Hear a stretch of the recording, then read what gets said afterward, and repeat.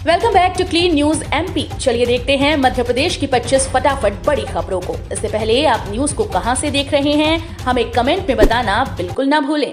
साथ ही हमारे Facebook page को भी फॉलो करें। फेसबुक पेज का लिंक डिस्क्रिप्शन में दिया गया है। इंदौर के पास रहेगा नया अंतर्राष्ट्रीय विमानतल। पीथमपुर और देवास के उद्योगों को लाभ होगा। इंदौर के 35 से 40 किलोमीटर के दायरे में अंतर्राष्ट्रीय विमानतल बनने से पीथमपुर और देवास जैसे क्षेत्रों को काफी लाभ मिलेगा। इंदौर और इसके आसपास मैन्युफैक्चरिंग उद्योग भी बड़ी संख्या में है। विमानतल तैयार होने से लॉजिस्टिक क्षेत्र बेहतर होगा। प्रदेश भारत के मानचित्र में बीच में आने से कई लाभ हैं। हम 12 घंटे के सफर में आसपास के किसी भी शहर में पहुंच सकते हैं। लॉजिस्टिक पार्क बनने से भी उद्योगों को गति मिलेगी। नई उद्योग नीति के संदर्भ में महिंद्रा और टाटा जैसी कई कंपनीज की राय भी ली गई है। अब महिलाओं के हाथ डीजल, ऑयल और रसोई गैस की एजेंसी। 100 से अधिक समूहों को काम। प्रदेश के महिलाओं को डीजल, ऑयल और रसोई गैस की एजेंसी मिलेगी। भारत पेट्रोलियम कंपनी प्रदेश के देवास, उज्जैन, राजगढ़ और बैतूल में 100 से अधिक महिला समूहों को एजेंसी चलाने के लिए ट्रेनिंग दे रहा है। देवास में करीब 35 महिला समूहों ने अपने घर में डीजल, ऑयल और रसोई गैस का आउटलेट तैयार कर इसका कारोबार करना भी शुरू कर दिया। एजेंसी लेने के लिए समूहों को करीब 20 से 25 हजार रुपए जमा करना होगा। स्कूल बंद होने से बच्चों में मानसिक तनाव बढ़ा। मेंटल हेल्थ का होगा सर्वे।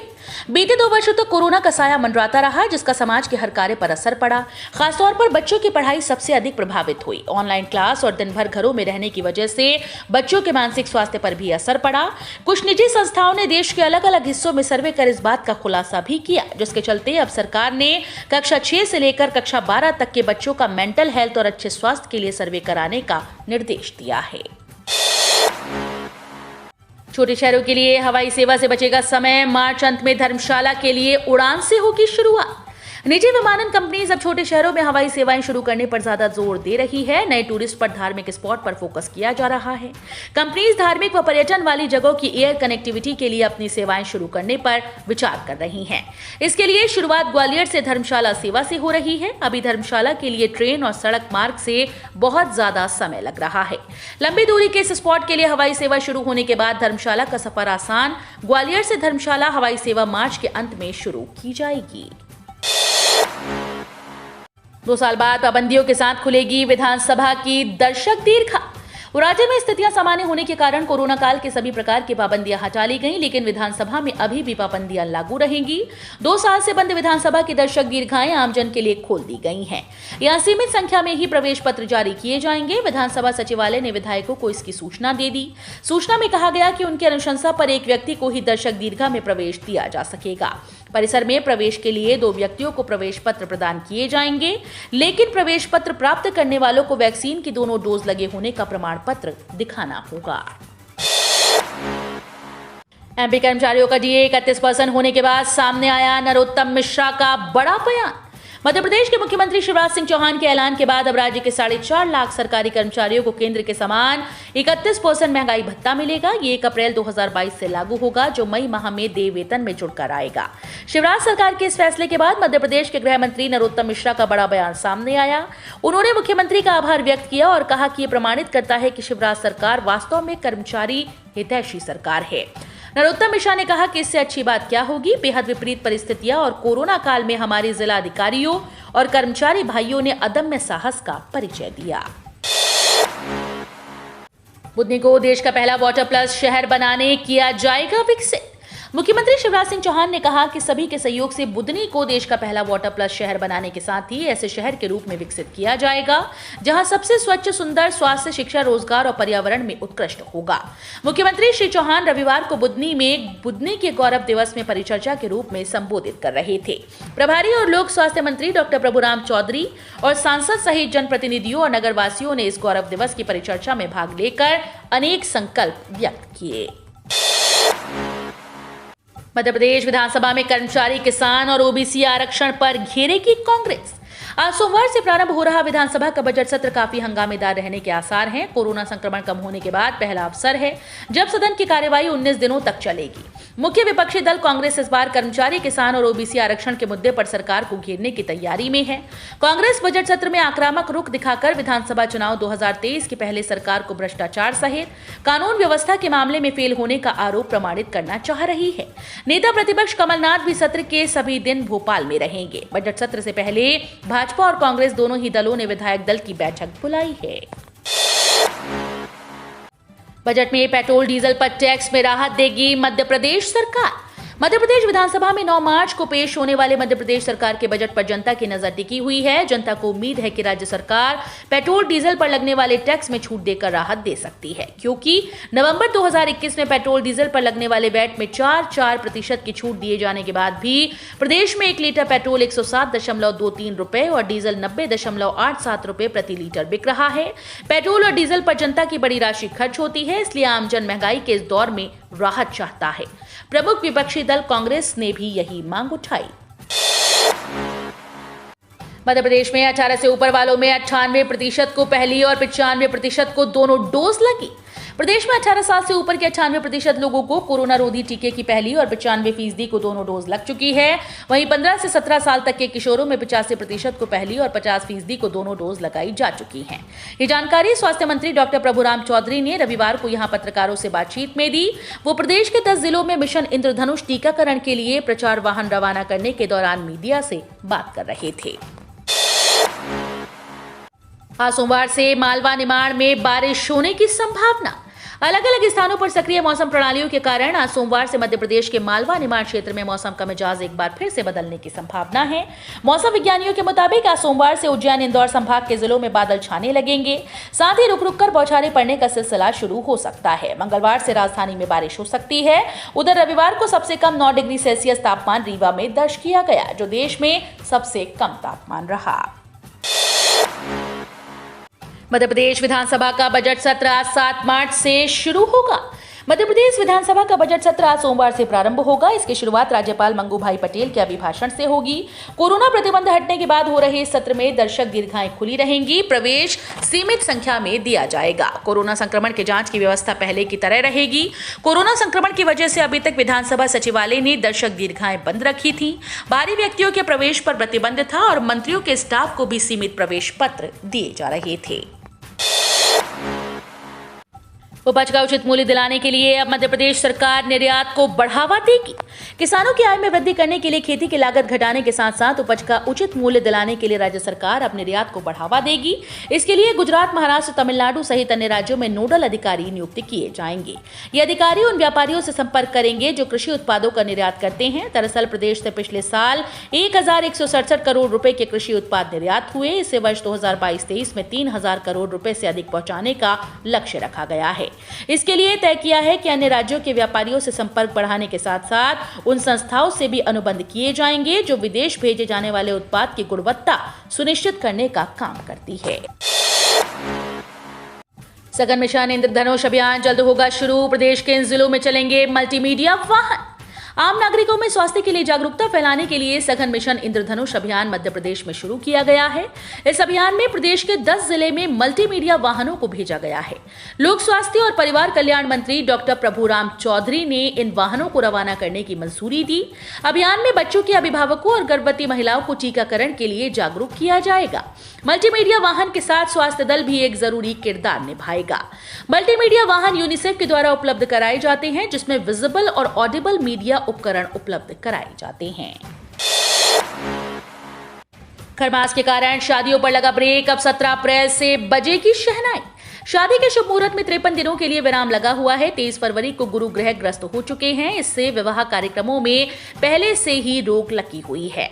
अब गुरु ग्रह के उदय होने से पहले ही 14 मार्च को मीन राशि में सूर्य प्रवेश करेगा और 14 अप्रैल तक इसी राशि में रहेंगे। यह अवधि खरमास कहलाएगी। खरमास के कारण अब विवाह सहित अन्य शुभ कार्यों पर 14 अप्रैल तक के लिए रोक रहेगी। जानकारी के अनुसार बृहस्पति 23 फरवरी को अस्त हो चुके हैं और 20 मार्च तक अस्त रहेंगे। इस बीच 8 दिवसीय होलाष्टक लग रहे हैं। खरमास के कारण 14 मार्च से 14 अप्रैल तक विवाह नहीं होंगे। ट्रेन में सामान्य बोगियों के लिए 29 जून तक होंगे रिजर्वेशन, 30 से तुरंत मिलेंगे टिकट। रेल यात्रियों के लिए जरूरी खबर है, ट्रेन की सामान्य बोगियों में सफर करने के लिए 29 जून तक ही अग्रिम बुकिंग करानी होगी। 30 जून से ये बंदिश हट जाएगी, यानी 30 जून से यात्री तुरंत अनारक्षित टिकट खरीदकर ट्रेन यात्रा कर सकेंगे। ये टिकट रेल काउंटर व यूटीएस मोबाइल ऐप से खरीद सकेंगे। रेलवे ने हाल में घोषणा की थी कि सामान्य बोगियों के टिकट के लिए अग्रिम आरक्षण नहीं कराना होगा, लेकिन इस व्यवस्था को खत्म करने में 120 दिन लगेंगे। अमेरिका ने 1000 बांध तोड़कर नदियों को स्वतंत्र कर दिया, हम कब तक बांध बनाते रहेंगे। राजधानी में नर्मदा संरक्षण न्यास ने कल एक परिचर्चा का आयोजन किया गया। बीएसएस कॉलेज सभागार में दोपहर 3:30 बजे शुरू हुई इस परिचर्चा में पूर्व मुख्यमंत्री एवं राज्यसभा सदस्य दिग्विजय सिंह के अलावा नर्मदा बचाओ आंदोलन के नेता मेधा पाटकर, पर्यावरणविद राजेंद्र चंद्रकांत राय सहित नदी संरक्षण से जुड़े सामाजिक कार्यकर्ता शामिल हैं। इस कार्यक्रम में नर्मदा से आस्था और अस्तित्व पर चर्चा की जा रही है। बता दें कि दिग्विजय सिंह ने पैदल नर्मदा परिक्रमा करने के बाद नर्मदा संरक्षण न्यास का गठन किया था। यूक्रेन से 1.5 लाख टन सूरजमुखी तेल आएगा भारत। रूस और यूक्रेन युद्ध से खाद्य तेलों के दाम में तेजी है। काला सागर क्षेत्र से खाद्य तेलों का निर्यात प्रभावित हो रहा है। इन दोनों देशों से सनफ्लावर तेल की करीब 80% सप्लाई होती है।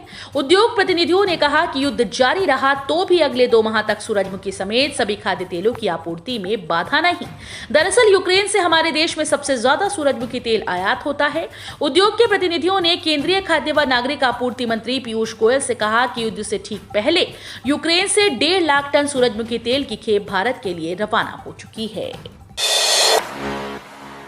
महिला दिवस पर पत्नी के नाम से खुलवाएं स्पेशल अकाउंट, हर महीने मिलेंगे 44,793 रुपए। 8 मार्च को महिला दिवस है। अगर आप चाहते हैं कि इस खास दिन पर आप अपनी पत्नी को कोई ऐसा गिफ्ट दें जिससे वो आत्मनिर्भर बन सके, तो ये आपके काम की खबर है। आपकी अनुपस्थिति में घर में एक रेगुलर इनकम आती और भविष्य में आपकी पत्नी पैसे के लिए किसी पर निर्भर ना रहे, तो आज आप उनके लिए रेगुलर इनकम का इंतजाम कर सकते हैं। इसके लिए आपको नेशनल पेंशन स्कीम में निवेश करना होगा। आप न्यू पेंशन सिस्ट अकाउंट में अपनी सुविधा के अनुसार हर महीने या सालाना पैसा जमा कर सकते हैं। सिर्फ 1000 रुपए से भी पत्नी के नाम पर एनपीएस अकाउंट आप खोल सकते हैं। 60 वर्ष की उम्र में एनपीएस अकाउंट मैच्योर हो जाता है।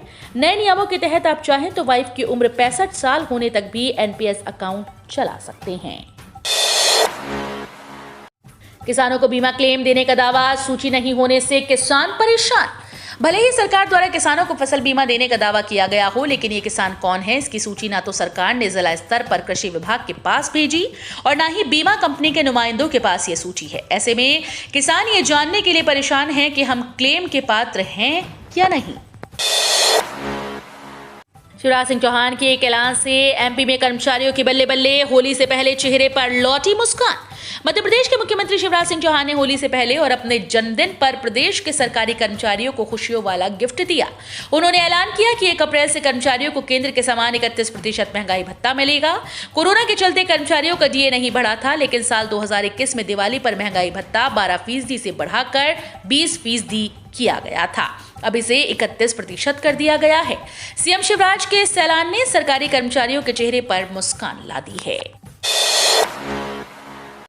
मोहाली टेस्ट में भारत ने पारी और 222 रनों से जीत दर्ज की। रविंद्र जडेजा का ऐतिहासिक प्रदर्शन।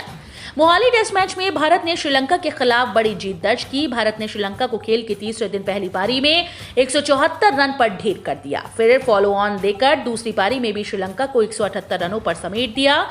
इस तरह भारत ने एक पारी और 222 रनों से जीत हासिल की। भारत ने पहली पारी में 574 रन का विशाल स्कोर खड़ा किया, जिसमें रविंद्र जडेजा की 175 रनों की नाबाद पारी शामिल है। रविंद्र जडेजा ने गेंदबाजी में भी कमाल दिखाते हुए श्रीलंका की पहली पारी में 5 विकेट चटका डाले और दूसरी पारी में अब तक 4 विकेट हासिल किए हैं। भारतीय महिला टीम ने वर्ल्ड कप में जीत से किया आगाज, पाकिस्तान को बड़े अंतर से हराया। भारतीय महिला टीम ने वनडे वर्ल्ड कप में शानदार आगाज किया। टीम ने टूर्नामेंट के अपने पहले मैच में पाकिस्तान को 107 रन के बड़े अंतर से हराया। भारतीय टीम ने पहले खेलते हुए 7 विकेट पर 244 रन बनाए। इसने राणा और पूजा वस्त्राकर ने अर्धशतक लगाकर स्कोर को 240 रन के पार पहुंचाया। जवाब में पाकिस्तान की टीम सिर्फ 137 रन बनाकर ऑल आउट हो गई। बाएं हाथ के स्पिनर राजेश्वरी गायकवाड़ ने 31 रन देकर 4 विकेट लिए। कर्मचारियों की पदोन्नति में आरक्षण पर आई नई अपडेट। अप्रैल में आ सकता है बड़ा फैसला। मध्य प्रदेश में पदोन्नति में आरक्षण मामले की सुनवाई फिर से शुरू होने जा रही है। दरअसल इस मामले में सुनवाई 30 मार्च 2022 से शुरू होगी। माना जा रहा है कि अप्रैल में इसका फैसला आ सकता है, जिसका सीधा फायदा अधिकारी कर्मचारियों को मिल सकता है। जानकारी के मुताबिक 30 मार्च से सुप्रीम कोर्ट में पदोन्नति में आरक्षण मामले में सुनवाई होनी है, जिसमें सभी वर्ग के कर्मचारी कोर्ट में दलील पेश करेंगे। इसके लिए पदोन्नति में आरक्षण मामले में नियामक तय किए गए हैं, जिसे आधार बनाकर केंद्र और राज्य सरकार के द्वारा पदोन्नति पर निर्णय लिया जाएगा। पिता न करे बेटियों की शादी की चिंता, महीने के कम से कम 250 रुपए बचाकर इस योजना से होगा बड़ा फायदा। बेटी के जन्म होने के बाद पिता को उसकी पढ़ाई लिखाई और अच्छा भविष्य बनाने के साथ ही उसकी शादी की भी चिंता होती है। पिता अथक प्रयास कर इन सारी चीजों को पूरा भी करते हैं, लेकिन अब इसे लेकर चिंता करने की बात नहीं। महीने में कम से कम 250 रुपए की आप सेविंग करोगे तो बेटी की उम्र 21 होने के बाद एक सम्मानजनक राशि मिलेगी। यही नहीं, जरूरत पड़ने पर 10वीं पास होने पर 50% राशि को निकाल भी सकते हैं। तो ये थी आज की 25 फटाफट बड़ी खबरें। अगर आपको न्यूज पसंद आई हो तो वीडियो को लाइक और शेयर जरूर करें। धन्यवाद।